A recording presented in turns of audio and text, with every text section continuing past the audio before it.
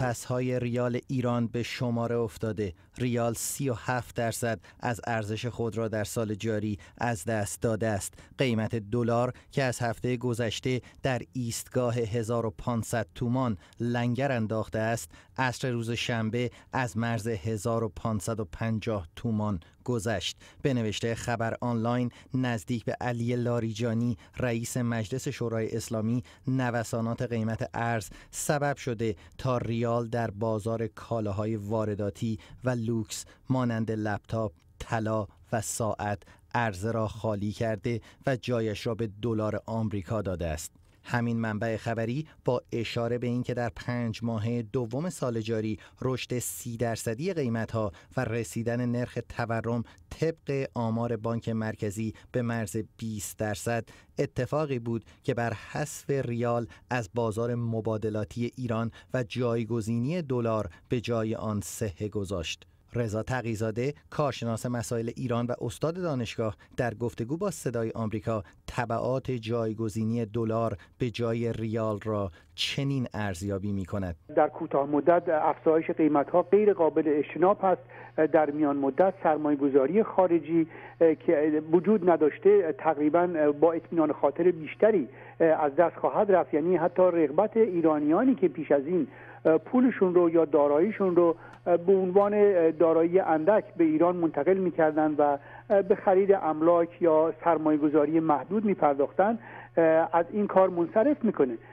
فروشنده ها مجبور هستند کالا رو گرانتر به خریدارها عرضه بکنن، چرا که ناگزیرن با قیمت بیشتری این کالا رو از خارج وارد بکنن. نرخ رشد بیکاری با سرعت بیشتری افزایش پیدا میکنه، چرا که تولید با مشکلات تازه روبرو خواهد شد.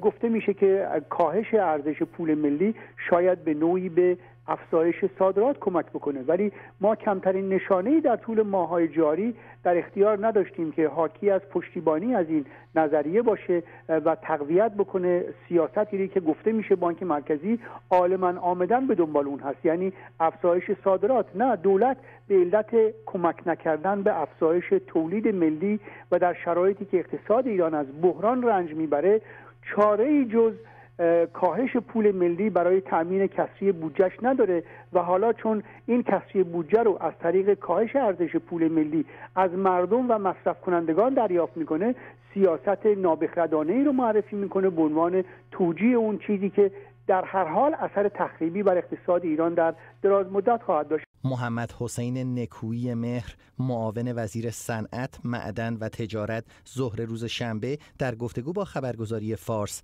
از درخواست افزایش قیمت برخی از کالاها در پی افزایش نرخ ارز خبر داد. محمد حسین برخوردار، رئیس مجمع عالی واردکنندگان، روز شنبه در گفتگو با خبرگزاری مهر با تأکید بر اینکه اگر در حال حاضر تاجری بخواهد جنس جدید بخرد و یا با قیمت قبلی کالای خود را به فروش برساند ضرر می کند، ادامه نوسانات شدید نرخ ارز را قفلی بر بازار توصیف کرد و نسبت به کمبود کالا تا 6 ماه آینده هشدار می‌دهد. آقای احمدی نژاد فکر می‌کرد که با دریافت پول نفت به ارزهای دیگه دلار رو تنبیه می‌کنه، ولی حالا می‌بینیم 3-4 سال بعد از اعلام اون سیاست که به جای خودشون هم مشکلات خاص خودش رو داشت و بسیار سیاست ناپخته‌ای بود، ما شاهد هستیم که قیمت کالاها به قیمت دلار در بازارهای مصرفی ایران عرضه میشه. این نشون میده اون چیزی که آقای احمدی نژاد به عنوان اقتدار ملی ازش یاد میکنه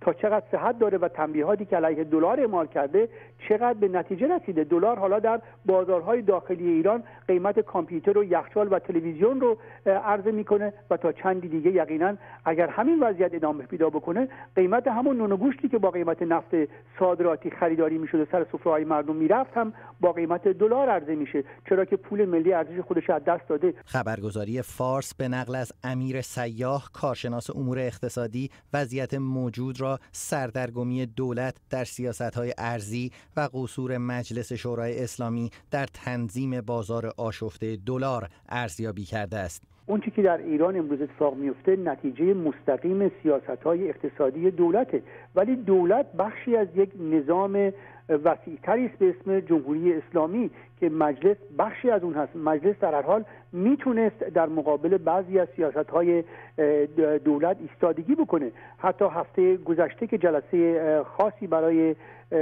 شنیدن توضیحات وزیر اقتصاد و رئیس بانک مرکزی ایران وجود داشت و این جلسه در هر حال به صورت محرمانه برگزار شد، ظاهرا در حد گفت و شنید گفتگوها تموم شد و مجلس قدرت ایستادگی نداشت، برای اینکه اونچه که کاهش پیدا کرده بضاعت‌های اقتصادی ایرانه و دولت نماینده این ضعفی است که در طول سالها علیه اقتصاد ایران تحمیل شده. روزنامه تهران امروز روز شنبه از قول بیژن رحیمی کارشناس بودجه از نرخ ارز به عنوان چالش اصلی بودجه سال آینده یاد کرده است. وفا آذربهاری، صدای آمریکا.